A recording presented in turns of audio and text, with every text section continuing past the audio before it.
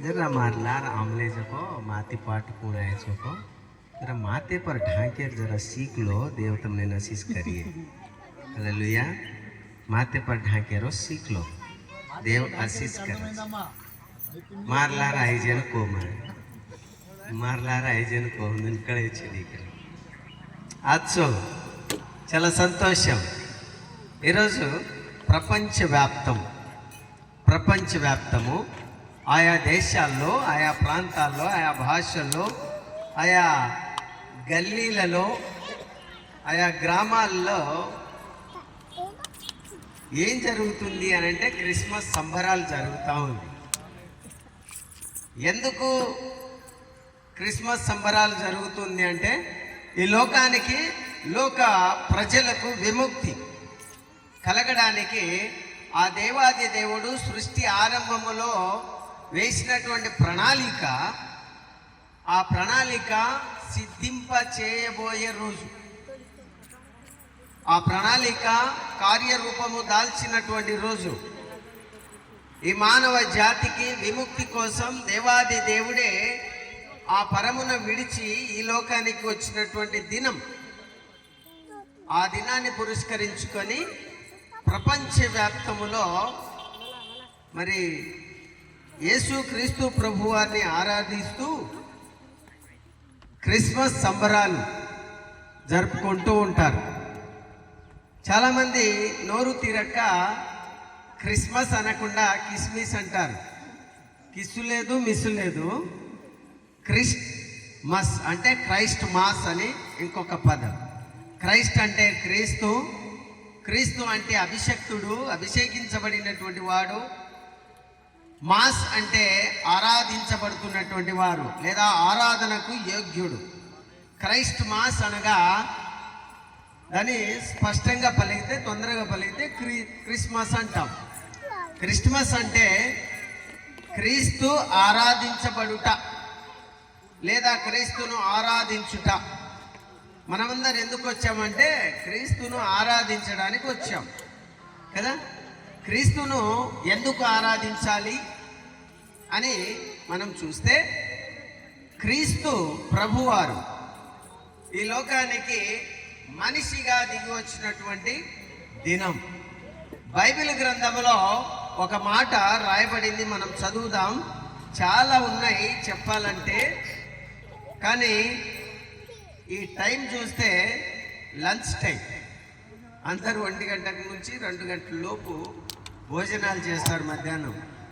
కాబట్టి ఈ లోపు 2 దాటకుండా మీరు భోజనం చేసేటట్లుగా మా యొక్క ప్రణాళిక ఉంది అని నమ్ముతున్నాను. దేవునికి స్తోత్రం కలుగునుగాక. బైబిల్ గ్రంథంలో ఒకే ఒక మాట చదువుదాం. లూకాసు వార్త 2వ అధ్యాయం 14వ వచనము. లూకాసు వార్త 2వ అధ్యాయం 14వ వచనము. 2:14. సర్వోన్నతమైన స్థలములలో దేవునికి మహిమయు ఆయనకిష్టులైన మనుష్యులకు భూమి మీద సమాధానము కలుగునుగాక. ఇక్కడ 2 విధాలుగా ఈ వాక్య భాగాన్ని విభజించవచ్చు. మొదటిదేమో సర్వోన్నతమైనటువంటి స్థలములలో దేవునికి మహిమ కలగాలి. రెండవది ఏంటంటే భూమి మీద మనుషులకు సమాధానం కలగాలి అని పలుకుతున్నటువంటి మాట. ఈ మాట ఎవరితో పలుకుతున్నారు అని మనం చూస్తే, ఈ మాట దేవదూతలు గొర్రెల కాపరులతో మాట్లాడుతున్నటువంటి మాట. అవునా? గొర్రెల కాపరులతో మాట్లాడుతున్నటువంటి మాట. దేవుని మహిమపరుస్తూ ఉన్నాయి దేవదూతలు. సర్వోన్నతమైనటువంటి స్థలములో దేవునికి మహిమ అని పలుకుతూ ఉన్నాయి. దాని తరువాత ఆయనకి ఇష్టమైనటువంటి మనుషులకు భూమి మీద సమాధానము అనే దాని గురించి నేను కొంత వివరించి మీకు తెలియపరచడానికి ప్రయత్నం చేస్తాను. సమాధానం అంటే ఏమిటి? ఎందుకు సమాధానం అవసరం? ఎవరికి సమాధానం అవసరం అని ప్రశ్నించుకోవాలి. సమాధానం అంటే ఏంటంటే, ఏదైనా సంబంధం తెగిపోయినప్పుడు, లేదా గొడవలు వచ్చినప్పుడు, విభేదాలు వచ్చినప్పుడు, ఇద్దరు వ్యక్తుల మధ్య కానీ, రెండు సమాజాల మధ్య కానీ, రెండు దేశాల మధ్య కానీ, రెండు ప్రాంతాల మధ్య కానీ ఏదైనా జరగరాని లేదా ఉన్నటువంటి సంబంధం కొంచెం చెడిపోతే अपने वादे में देखा तो बिगड़ जाओ तो मनिक्यान सजा को संबंधम बिगड़ जाओ तो సమాధానం అవసరం. ఎప్పుడైతే సంబంధము చెడిపోతుందో అప్పుడు సమాధానం అనేది అవసరం. అంటే సఖ్యత లేదా రాజీ పడడము అంటారు. ఇంకొక మాట రాజీ పడుట అని ఇంకొక మాట మనం పలుకుతాం. ఎందుకు రాజీ పడాలి, ఎందుకు సమాధాన పడాలి, ఎవరు సమాధాన పడాలి అని మనం చూడాలి. నేను ఇందాక చెప్తూ సమాధానము అంటే ఏమిటి, సమాధానం ఎవరి మధ్య కావాలి. ఇక్కడ బైబిల్ గ్రంథములో చదవబడినటువంటి వాక్య భాగాన్ని చూస్తే, మనం లోతుగా ఆలోచన చేస్తే, భూమి మీద ఆయనకి ఇష్టలైనటువంటి మనుషులకు సమాధానము. ఆయన అనగా దేవుడు సర్వోన్నతమైనటువంటి స్థలములో, సర్వోన్నతము అంటే అన్నిటికంటే ఉన్నతమైనటువంటి స్థలములో ఉన్నటువంటి దేవాది దేవుడు ఈ లోకాన్ని తన నోటి మాటతో సృష్టించి, క్రిస్మస్ యొక్క అర్థం చెప్పబోతున్నాండి. సమస్తమును నోటి మాట ద్వారా సృష్టించి, అంతేకాకుండా ఈ మానవ జాతికి, మనిషి అనేవానికి మొట్టమొదట వ్యక్తిని దేవుడు తయారు చేశాడు. ఆ వ్యక్తి పేరు ఆదాం. నేల మట్టిని తీసుకొని దేవుడు ఎలాగున్నాడో అదే రీతిలో మానవుణ్ణి తయారు చేసి, నాసికారంధ్రం అనగా ముక్కు ద్వారా దేవుడు జీవవాయువును ఊదాడు. జీవవాయువు వదినప్పుడు ఈ నరుడు జీవాత్ముడయ్యాడు. అంటే జీవము ఆత్మ రెండు కలిగినటువంటి వ్యక్తి అయ్యాడు. అంటే దానికి ఇంకొక అర్థం ఏంటంటే, ప్రాణము ఆత్మ రెండు కలిగి ఉన్నటువంటి వ్యక్తి అని బైబిల్ గ్రంథంలో మనం చూస్తాం. ఈ మానవుణ్ణి దేవుడు ఎంతో ప్రేమించాడు.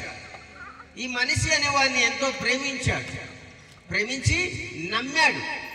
నమ్మి ఈ లోకములో ఉన్నటువంటి ప్రతి జీవరాశిని, ఆదాం నువ్వు మాత్రమే పేర్లు పెట్టాలి, నువ్వు ఏ పేరు పెడితే ఆ పేరు ఆ జీవమునకు లేదా ఆ జీవరాశికి లేదా ఆ జంతువుకు అది ఫిక్స్ అయిపోతుంది అని దేవుడు అధికారం ఇచ్చి ఆయనకు ఆ వాటి మీద అన్నిటి మీద పేర్లు పెట్టే అవకాశం ఇచ్చాడు. ఈ క్రమంలో ఆదాము అన్నిటికీ పేర్లు పెట్టాడు. అవన్నీ ఫిక్స్ అయింది. నాకు ఇవ్వబడిన టైం నాకు గుర్తుంది, 25 నిమిషాల్లో ముగిస్తాను. పర్వాలేదు, భోజనానికి వెళ్ళాలి కాబట్టి. చెప్పాల్సినటువంటి అంశం ఖచ్చితంగా చెప్తాను. నాకు రాత్రి మా అబ్బాయి కూడా ఒక మాట అన్నాడు, నానా నువ్వు కుదిరితే రొటీన్గా అందరు చెప్పినట్టు కాకుండా కొత్తదనం ఏదన్నా రేపు నేను వినేటట్లుగా చేయమని చెప్పాడు. అది కూడా నాకు గుర్తుంది. అన్నీ కవర్ చేయడానికి ప్రయత్నం చేస్తాను. హల్లెలూయా. మేబీ 2 అంశాలు మా అబ్బాయి కూడా కొత్తదనం ఈరోజు తెలుసుకుంటాడని నేను నమ్ముతున్నాను. సమస్తమును పేర్లు పెట్టేశాడు. అయితే ఆదాము ముఖములో సంతోషం లేదు. అప్పుడు దేవుడు చూసింది ఏంటంటే, ఈ జంతువులన్నీ ఒక ఆడది ఒక మగది, ఒక ఆడది ఒక మగది, ఒక పెట్టది ఒక పోతుది ఇలాగ వస్తూ ఉన్నాయి. కాబట్టి ఒక మేకపోతు, గొర్రె, పొట్టేలు ఈ రీతిగా వస్తున్నాయి. కాబట్టి అన్ని జతలుగా ఉన్నాయి. వీడు ఒక్కడే ఉన్నాడు కదా అని దేవుడు తలంచి, ఆదాముకు సాటి అయినటువంటి సహాయం కావాలని గాఢ నిద్ర కలుగజేసి పక్కటెముకలో ఒక ఎముక తీసి స్త్రీనిగా తయారు చేసి ఆదాము దగ్గరికి తీసుకొచ్చాడు. ఆ సంగతి విశ్వాసులకు తెలుసు. అయితే కొంతమందికి కొత్తగా వినే వాళ్ళకి తెలియదు కాబట్టి ఈ చరిత్ర అంతా చెప్తూ ఉన్నాడు. నా మాంసములో మాంసము, నా శరీరంలో శరీరం, నా ఎముకలో ఎముక కాబట్టి నువ్వు నరుని నుంచి తీయబడితివి కాబట్టి నీకు నారి అనే పేరు పెడుతున్నానని ఆదాము హవ్వకు పేరు పెట్టాడు. నారి అనగా స్త్రీ.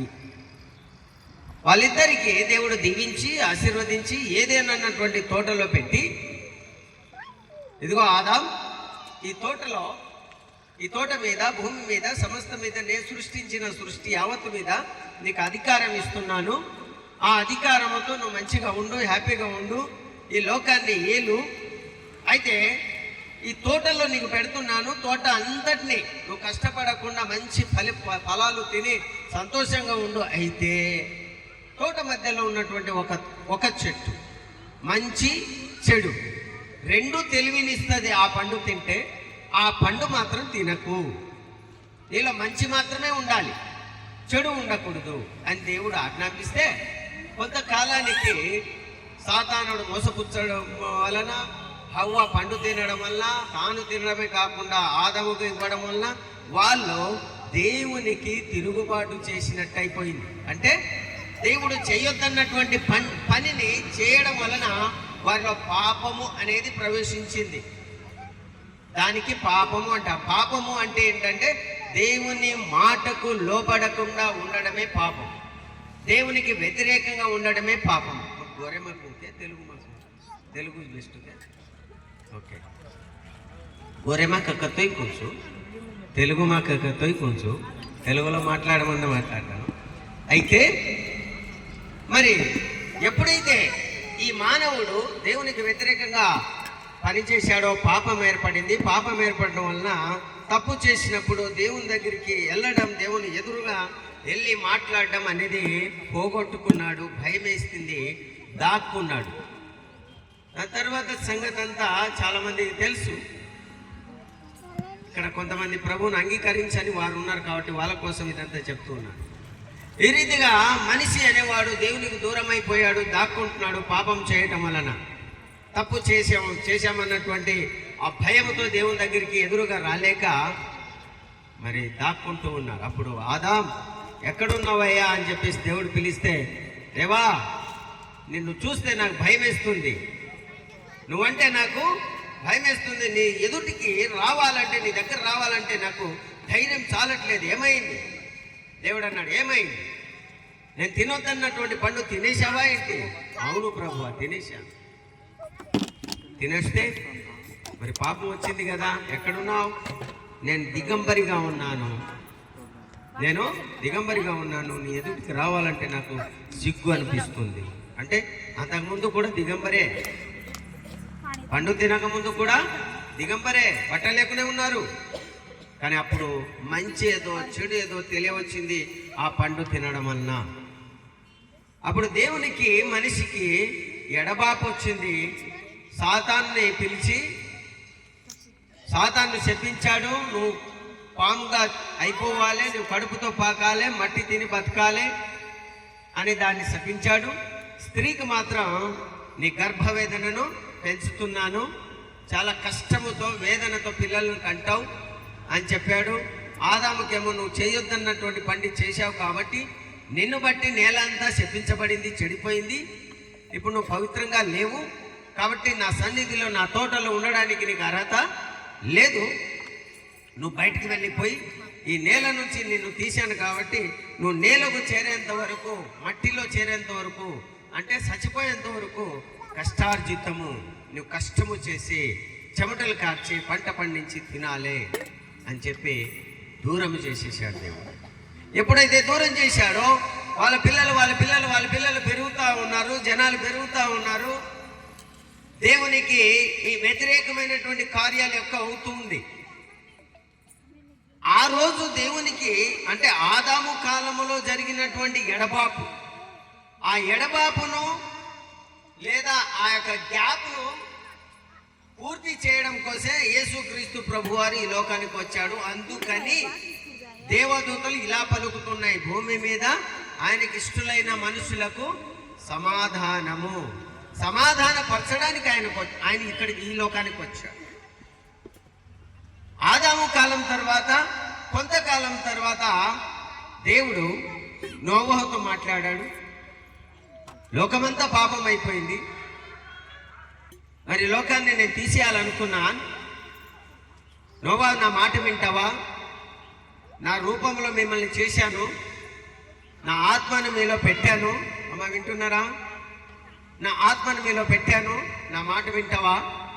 ఏం చేయాలి ప్రభువా అంటే, ఈ లోకాన్ని నేను తుడిచేయాలనుకున్నాను, జనాల్ని తీసేయాలనుకున్నాను, అందరినీ చంపేయాలనుకున్నాను, నాకు వద్దు, వీళ్ళు పాపం ఎక్కువైంది, వీళ్ళు వద్దు అనుకున్నాను. కానీ నువ్వు దొరికావు నాకు, నువ్వు మంచిగా ఉన్నావు, నీలో పాపం అంత లేదు, నువ్వు నీతిమంతుడుగా ఉన్నావు, నిజాయితీగా ఉన్నావు, కాబట్టి నేను నీతో మాట్లాడుతున్నా, మాట వింటావా? అవును ప్రభువా వింటాను. ఒక ఓడను తయారు చేసుకో అని దేవుడు చెప్పాడు. ఎలా చేయాలో, ఎంత చేయాలో, ఏ చెట్టును నరకాలో, ఏ చెక్కతో చేయాలో, ఎలా చేయాలో మొత్తం నేను మెజర్మెంట్ ఇస్తానని దేవుడు చెప్పాడు. ఆ రీతిగా చేశాడు. అప్పుడు నోవాహు దేవుని చేత ఆజ్ఞాపించబడి ప్రజలకు చెప్పమన్నాడు. ఏమని? అయ్యా ఇదిగో ఈ లోకమంతా వర్షం వస్తుందంట, దేవుడు ఈ లోకాన్ని తుడిచివేస్తున్నాడంట, నా మాట వినండి. ఎవరైతే ఓడలో వస్తారో వాళ్ళందరూ బ్రతుకుతారంట, రారో ఎవరైతే ఓడలో ప్రవేశించారో వాళ్ళు చచ్చిపోతారంట, వర్షపు నీళ్లు లోకాన్ని ముంచేస్తుందంట. అంటే ఎవరు మాట వినలేదు. మాట విననప్పుడు నోవాహు మాత్రం దేవుడు చెప్పినట్టుగా చేశాడు. మరి ఈ లోకంలో ఉన్నటువంటి ప్రతి జీవరాశి అందులో ప్రవేశించాయి. తర్వాత తన కుటుంబము, 3 కొడుకులు, కోడళ్ళు, నోవాహు భార్య 8 మంది మాత్రమే ఓడలోకి వచ్చారు. మొత్తం వర్షం వచ్చి ఈ లోకమంతా స్మాష్ అయిపోయింది. అందరూ చనిపోయారు. నోవాహు కుటుంబం మాత్రమే మిగిలింది. ఓడలో ఉన్నటువంటి జంతువులు మాత్రమే, జీవరాశులు మాత్రమే బ్రతికి బయటపడ్డాయి. దాని తర్వాత మళ్ళీ నీళ్ళన్నీ ఇంకిపోయాయి. మళ్ళీ వాళ్ళ జనాలు, వాళ్ళ పిల్లలు ఎక్కువైపోతూ ఉన్నారు. మళ్ళీ పాపం చేస్తూ ఉన్నారు. తర్వాత అబ్రహాంతో మాట్లాడతాడు. అబ్రహాం, నువ్వు నా మాట వింటావా? ఓకే వింటాను ప్రభువా. ఇదిగో నీ దేశాన్ని, నీ ప్రాంతాన్ని వదిలి నేను చెప్పిన దేశానికి వచ్చేసి ఏం చేయాలి అంటే, నీ ద్వారా నేను ఒక కార్యం చేయాలనుకున్నాను. ఇదంతా అప్పుడు అబ్రహాము తరము, అంటే షార్ట్ కట్ చేసి చెప్తున్నాను. ఇప్పుడు అబ్రహాముకు ఈ రీతిగా దేవుడు మాట్లాడాడు. కొంతకాలం తర్వాత అబ్రహాము తన కుమారులు పెరిగే కొద్దీ కొంతకాలం తర్వాత వాళ్ళు కూడా దేవునికి వ్యతిరేకంగా పాపం చేశారు, దేవునికి దూరం అయిపోయారు. దాని తర్వాత మోషేతో మాట్లాడాడు. దాని తర్వాత ఇశ్రాయేల్ ప్రజలు మాట్లాడాడు. తర్వాత ప్రవక్తలతో మాట్లాడాడు, రాజులతో మాట్లాడాడు, గొప్ప సేవకులను ఏర్పాటు చేసుకున్నాడు. ప్రజలకు ఈ రీతిగా చెప్పండి అని చెప్పేసి దేవుడు చెప్పాడు. అయితే దేవుని మాట వినకుండా ఈ మానవుడు ఆదాము కాలము నుంచి ప్రతి తరము దేవునికి విరోధంగా పాపము చేస్తూనే దూరమవుతూనే ఉంటూ ఉన్నారు. అందుకని నేను ఎంతమందిని పిలిచి ఎంతమంది ద్వారా చేయాలనుకున్న కార్యము చేయాలనుకున్నా కూడా, ఎంతమందిని పిలిచి వాళ్ళను నేను సరిచేయాలని, నా జనాన్ని నేను కాపాడుకోవాలని ప్రయత్నం చేస్తే నా మాట వినట్లేదు. కాబట్టి నేనే వెళ్ళానని దేవుడు నిర్ణయించుకొని యేసు అని పేరు పెట్టుకొని ఈ లోకానికి వచ్చాడు. హల్లెలూయా. యేసు అని పేరు పెట్టుకొని లోకానికి వచ్చాడు. అందుకని ఆయనకు యేసు క్రీస్తుగా పిలుస్తూ ఉన్నాం, ఆయనకు ఆరాధన చేస్తూ ఉన్నాం. మరి యేసే ఎందుకు రావాలి అని ఒక ప్రశ్న. వేరే వాళ్ళు లేరా? ఒకసారి మత్తయి సువార్త 1:21 చదువుదాం. మత్తయి సువార్త 1వ అధ్యాయం 21వ వచనము చదువుదామా? ఆమె ఒక కుమారుని కనును, తన ప్రజలను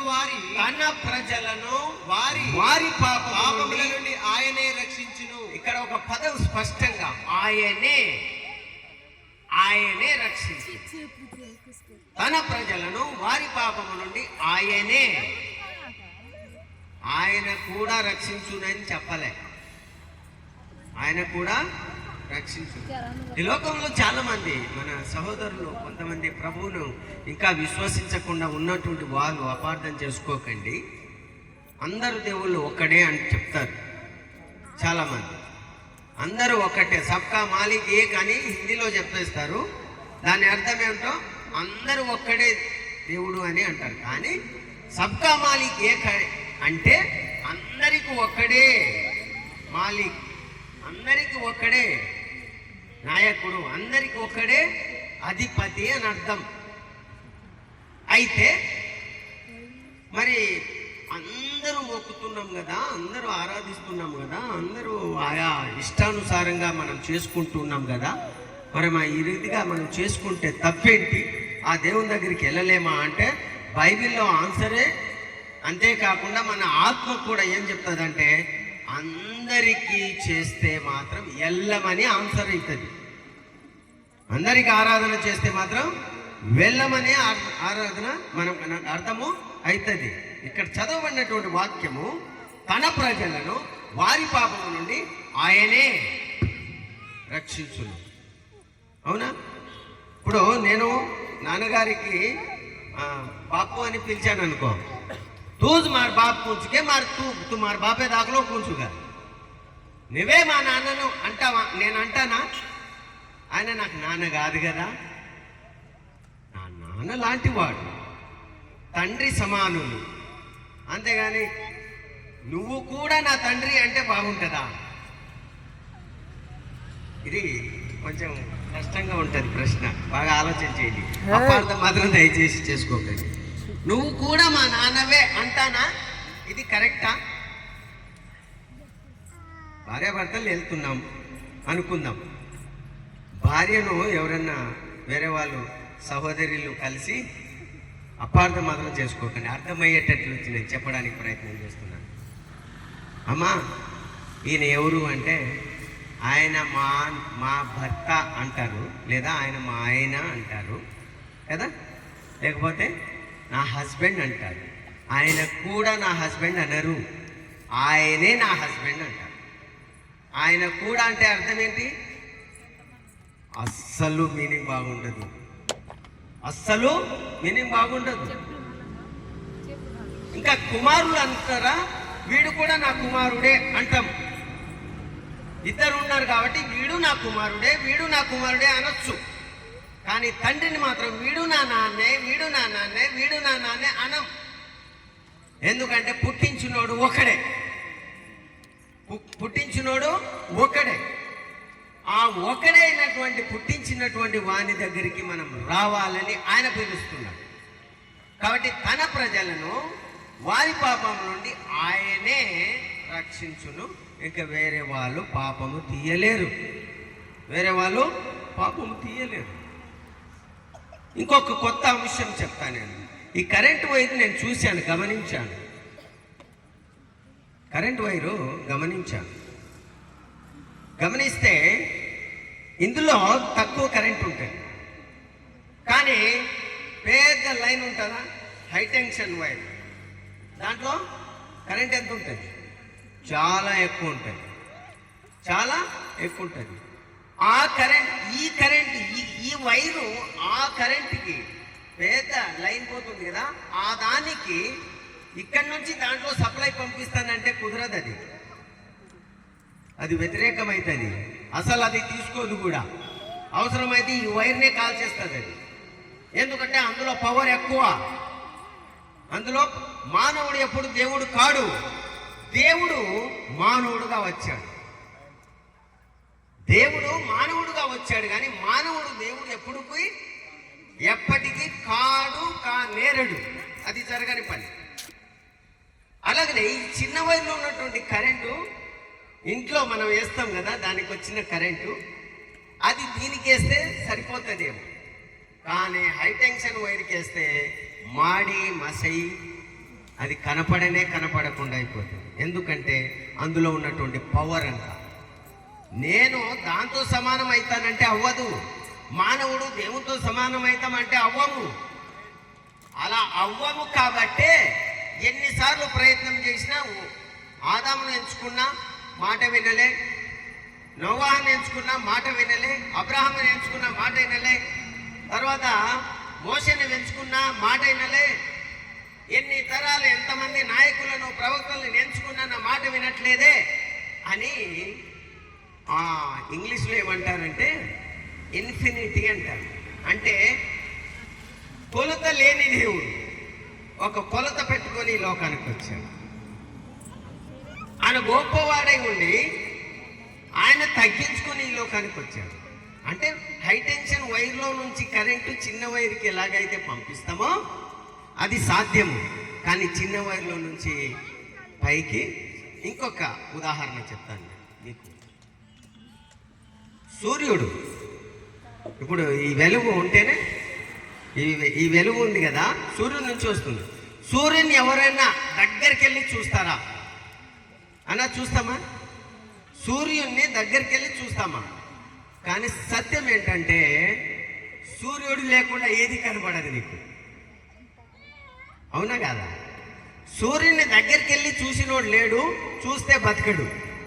ఎందుకు? దాంట్లో ఉన్న వేడి అంతా చంపేస్తుంది. అది దాంట్లో ఉన్న వేడి మనల్ని మెల్ట్ చేసేస్తుంది. దానికి దగ్గరగా ఏదన్నా ఫోటో తీయడానికి కోసం వెళ్ళినాయంట, ఏది శాటిలైట్స్ ఫొటోస్ తీయడం కోసం, అవి మాడి మెస్ అయిపోయినాయి కానీ ఫోటో తీయలేకపోయాయి. ఎందుకంటే అక్కడంత వేడి ఉంది. దాన్ని నువ్వు ఒక 5 నిమిషాలు చూడలేవు ఇక్కడి నుంచే. ఇంకా దగ్గరికి వెళ్ళి చూస్తామంటే మనకు కుదరదు. కానీ వాస్తవం ఏంటంటే ఆ సూర్యుడు లేకుండా ఈ లోకంలో నీకు ఏది కనపడదు. అవునా? నేను దేవుని దగ్గరికి చేరాలని ప్రయత్నం చేస్తే అసలు నువ్వు వెళ్ళలేవు. కానీ ఆయన లేకుండా నువ్వు లేవు. ఇదొక సత్యం. ఆయన లేకుండా మనం లేవు. మనం లేకుండా ఆయన ఉండగలడు. నీళ్లు లేకుండా చేప బతుకుతుందా? నీళ్ళు లేకుండా చేప బతుకుతుందా? చేప లేకుండా నీళ్ళు ఉంటాయి, చేప లేకుండా నీళ్ళు ఉంటాయి. అవునా? అవునా కదా? పంట పండించకుండా భూమి ఉంటుందా? ఉంటుంది. కానీ భూమి లేకుండా పంట పండించలేవు. భూమి లేకుండా పంట పండించలేవు. పంట పండించకుండా భూమి ఎంతకాలమైనా ఉంటుంది. నీలో ఆత్మ లేకుండా శరీరముగా నువ్వు ఉండలేవు. నువ్వు లేకుండా ఆత్మ ఉండగలడు. మనిషి అనేవాడు లేకుండా ఆత్మ ఉండగలడు. కానీ ఆత్మ లేకుండా మనిషి ఉండడానికి అసలు సాధ్యమే పడదు. హల్లెలూయా. అందుకని ఇదంతా మెజర్మెంట్ చేస్తే మనం ఆ దేవాది దేవుడే ఈ మానవుడు తన ద్వారా తనకు ఎంతమందిని నేను ఎంత గొప్ప వాళ్ళని పంపించినా వీళ్ళు మారరు. కాబట్టి నేనే దిగిపోవాలని ఆయనే వచ్చాడు. అందుకే యేసుక్రీస్తు ప్రభువారు ఆయన చెప్పాడు ఏమని? నేను ఆకాశం నుంచి దిగి వచ్చింది నేను ఒక దగ్గర, నేను పరలోకం నుంచి దిగి వచ్చింది నేను ఇంకొక దగ్గర. ఆది యందు వాక్యము ఉండెను, వాక్యము దేవుని యొద్ద ఉండెను, వాక్యము దేవుడై ఉండెను ఒక దగ్గర. ఆ వాక్యమే శరీరధారిగా కృపా సత్య సంపూర్ణుడుగా మన మధ్య నివాసము చేశానని ఇంకొక దగ్గర చదువుతాం. దేవుడు పరలోకంని విడిచి నీ కోసం నా కోసం, అయ్యా దేవుడు గొప్పవాడు కదా. ఆయన మనిషి రూపంగా ఎలా వచ్చాడు అంటే పెద్ద హైటెన్షన్ వైర్లో ఉన్నటువంటి కరెంటు చాలా పవర్ఫుల్ కదా. ఇంట్లో దాకా ఎందుకు వచ్చింది అంటే మెజర్మెంట్ దాని యొక్క ప్రభావం తగ్గించుకుంటూ ఇంకొక వైర్లో మార్చాం, ఒక ట్రాన్స్ఫార్మర్లో పెట్టాం. ట్రాన్స్ఫార్మర్ నుంచి మీ ఇంటికి సప్లై చేసాం కాబట్టి రాగలిగింది. ఇంట్లో నుంచి ఈ ట్రాన్స్ఫార్మర్ ద్వారా పెద్దదానికి పంపించాలంటే కుదరదు. ఆ దేవాది దేవుడు అంటే అత్యున్నతుడైనటువంటి దేవుడు, సర్వోన్నతుడైనటువంటి దేవుడు అక్కడ మనం వెళ్ళలేము, కానీ ఆయనే ఇక్కడికి వచ్చి ఆయన అంటున్నాడు, ఇప్పుడు నా ద్వారా మీరు పరలోకానికి వెళ్తారు. హల్లెలూయా. ఇప్పుడు నా ద్వారా పరలోకానికి వెళ్తారు అంటాడు. ఎందుకు? ఆయన అంటున్నాడు కదా, నేనే మార్గము, నేనే సత్యము, నేనే జీవము, నా ద్వారా తప్ప ఎవ్వడు కూడా పరలోక రాజ్యం రాదు అని యేసు పలికాడు. మరి సమాధానం ఎక్కడ కుదిరింది అంటే యేసుక్రీస్తు ప్రభువారు ఈ లోకానికి వచ్చి ఆదాము దగ్గర నుంచి, నోవాహు దగ్గర నుంచి, మోషే దగ్గర నుంచి అంత గొప్ప గొప్ప నాయకులు నేను పిలిచాను, అయినా మీరు వినట్లేదు. ఇప్పుడు నేనే దిగి వచ్చాను, నా మాట వినండి. వింటే రక్షించబడతారో, మీకోసం ప్రాణమే పెడుతున్నాను, మీకోసం నేను ప్రాణం పెట్టి బలియాగమైపోతున్నాను, పరిశుద్ధ రక్తము కారుస్తున్నాను, నన్ను మళ్ళీ పాతి పెడతారు, చంపేసి మళ్ళీ 3వ రోజున తిరిగి వస్తాను అని చెప్పడమే కాకుండా వచ్చి చూపించాడు. చూపించిన తర్వాత ఆయన రుజువు చేసుకున్నాడు, నేనే ఆయనని నమ్మండి, నమ్మితే రక్షించబడతావు అని యేసు ప్రభు వారు చెప్పాడు. అందుకే ఆయన భక్తుడైనటువంటి యోహాను 1 యోహాను పత్రికలో ఇలా రాస్తాడు, ఇదిగో మన పాపములను మనం ఒప్పుకున్న ఎడల ఆయన నమ్మదగినవాడు, నీతిమంతుడు. ఇప్పుడు సమాధానం ఎవరు పడాలి? తప్పు చేసింది ఆదాం, అంటే మానవ జాతి తప్పు చేశాడు, దేవుడు తప్పు చేయలే. కాబట్టి మనమే క్షమాపణ అడగాలంట, మనమే క్షమాపణ అడగాలి. ఎందుకు క్షమాపణ అడగాలి అని అంటే, మనం తప్పిపోయాం, పొరపాటు చేశాం, తప్పు చేశాం, పాపం చేశాం, మనం దేవునికి దేవుడా, తండ్రి అని పిలిచే అర్హతను కోల్పోయాం. అందుకని ఆ కోల్పోయినటువంటి అర్హతను ఇవ్వడం కోసం యేసుగా ఈ లోకానికి ఆయన దిగొచ్చాడు, ఆయన బోధలు చేశాడు. ఆయన మనల్ని మార్పు చెందండి, మారు మనసు చెందండి, హృదయాలు మార్చుకోండి, మీ ఆలోచన మార్చుకోండి అని ఆయన బోధ చేశాడు. దాని తర్వాత నేను మీకోసం బలి అయిపోతున్నాను, సర్వపాప పరిహారో రక్త ప్రోక్షణం అవశ్యకం తద్రక్తం పరమాత్మైన పుణ్యదాన బలియాగం. అంటే సర్వం పాపం పోవాలంటే రక్తం అనేది చిందించాలి. ఆ రక్తం చిందించడం కోసమే యేసుక్రీస్తు ప్రభు వారు ఈ లోకానికి వచ్చాడు. తద్రక్తం పరమాత్మైన పుణ్యదాన బలియాగం అంటే ఆ రక్తము పరములో ఉన్నటువంటి వారు తనకు తాను బలియాగం అయిపోతే కార్చినటువంటి రక్తము ద్వారా మన పాపము పోతుంది అని మరి భగవద్గీతలో కూడా అలా మాట రాయబడింది. ఇక్కడ కూడా బైబిల్ గ్రంథంలో రక్తము చిందించకుండా ఏది కూడా పవిత్రము కాదు అని రాయబడింది. రక్తము చిందించకుండా పాపము తీసివేయుట అసాధ్యము అని రాయబడింది. కాబట్టి ఆయన ప్రాణం పెట్టాడు. ఇప్పుడు మనం చేయాల్సిన పని